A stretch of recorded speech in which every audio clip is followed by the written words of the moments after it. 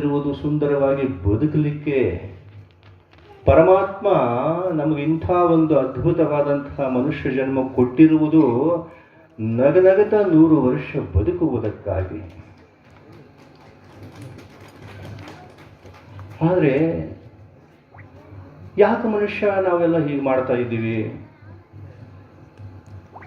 ಅರೆ ಜೀವನದುದ್ದಕ್ಕೂ ದುಡಿತೀವಿ, ನಮ್ಮ ಮುಖದ ಮೇಲೆ ಕಳೆ ಇಲ್ಲ. ಜೀವನದುದ್ದಕ್ಕೂ ಗಳಿಸ್ತೀವಿ, ನಮ್ಮ ಮನಸ್ಸಿನಲ್ಲಿ ಆನಂದ ಇಲ್ಲ. ಜೀವನದುದ್ದಕ್ಕೂ ದೊಡ್ಡ ದೊಡ್ಡ ಅಧಿಕಾರದ ಗದ್ದಿಗೆ ಮೇಲೆ ಕೂಡುತ್ತೇವೆ, ಆದರೆ ಹೃದಯ ಕಠೋರ ಆಗ್ಯದ. ಯಾಕೆ ಹೀಗೆ? ಯಾಕೆ ಮನುಷ್ಯನಿಗೆ ಬದುಕಲಿಕ್ಕೆ ಬರ್ತಾ ಇಲ್ಲ? ಎಲ್ಲವೂ ಮಾಡಲಿಕ್ಕೆ ಬರ್ತಾ ಇದೆ ಮನುಷ್ಯನಿಗೆ, ಆದರೆ ಸರಿಯಾಗಿ ಬದುಕಲಿಕ್ಕೆ ಬರ್ತಾ ಇಲ್ಲ. ಅದರ ಪರಿಣಾಮ ಏನು ಅಂತಂದ್ರೆ ಹೆಜ್ಜೆ ಹೆಜ್ಜೆಗೆ ನೋವು, ಹೆಜ್ಜೆ ಹೆಜ್ಜೆಗೆ ದುಃಖಡ, ಹೆಜ್ಜೆ ಹೆಜ್ಜೆಗೆ ಸಂಕಟ.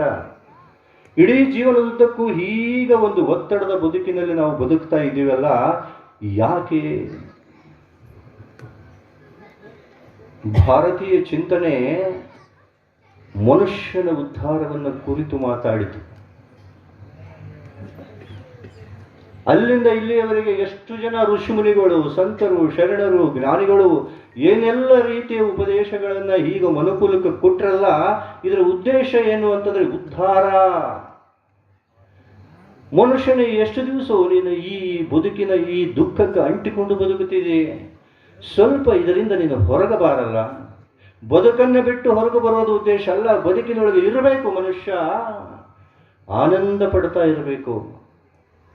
ನಮ್ಮ ಕಣ್ಣುಗಳು ನೋಡ್ತಿರಬೇಕು, ಕಿವಿಗಳು ಕೇಳ್ತಿರಬೇಕು, ಬಾಯಿ ರುಚಿಸ್ತಾ ಇರಬೇಕು, ಮೂಗು ಆಘ್ರಾಣಿಸ್ತಾ ಇರಬೇಕು, ಚರ್ಮ ಸ್ಪರ್ಶಿಸ್ತಾ ಇರಬೇಕು.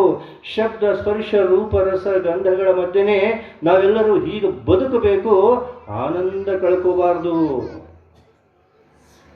ಆದರೆ ನಮ್ಮ ಬದುಕಿನ ರೀತಿ ಹೇಗಿದೆ ಅಂತಂದ್ರೆ ಅದೇನೇನೋ ಮಾಡಕ್ ಹೋಗಿ ಅದೇನೇನೋ ಮಾಡಿಕೊಂಡು ನರಳತಾ ಇದ್ದೀವಲ್ಲ, ನರಳಾಟವೇ ಬದುಕ.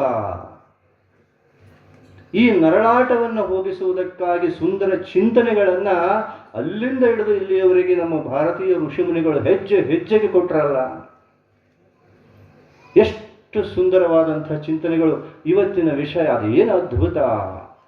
ಏನು ಮಾಡಬೇಡ ಮನುಷ್ಯನೇ, ನೀನು ನಿಜವಾಗಲೂ ನಿನ್ನ ಬದುಕು ಸಾರ್ಥಕವಾಗಬೇಕಾಗಿತ್ತು ಅಂದ್ರೆ ನೀನು ಏನೂ ಮಾಡಬೇಡ, ಒಂದಿಷ್ಟು ಸುಮ್ಮನೆ ಅರಿತವರ ಒಡನಾಡು.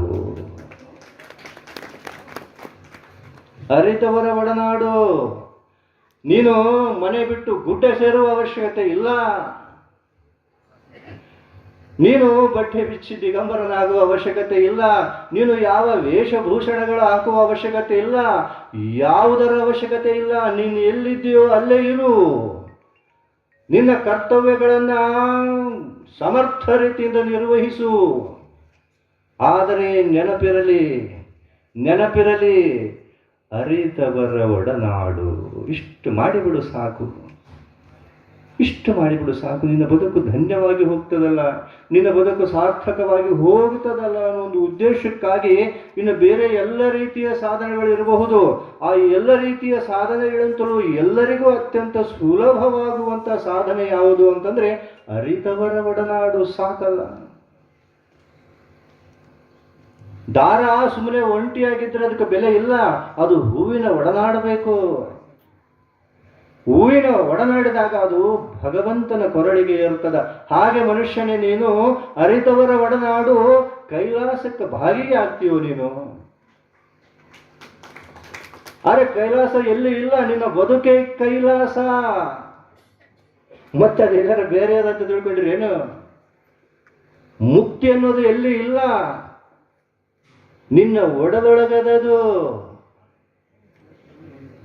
ಸತ್ತ ಮೇಲೆ ನಿನ್ನ ಗೆತ್ತಣದ ಮೋಕ್ಷವೈ.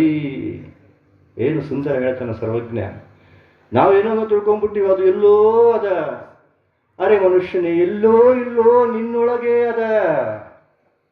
ಸತ್ತ ಮೇಲೆ ನಿನ್ನ ಗೆತ್ತಣದ ಮೋಕ್ಷವೈ.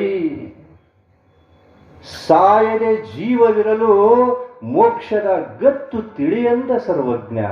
ಈ ಗತ್ತು ತಿಳಿಬೇಕಾಗಿತ್ತು ಅಂತಂದ್ರೆ ಒಡನಾಡು.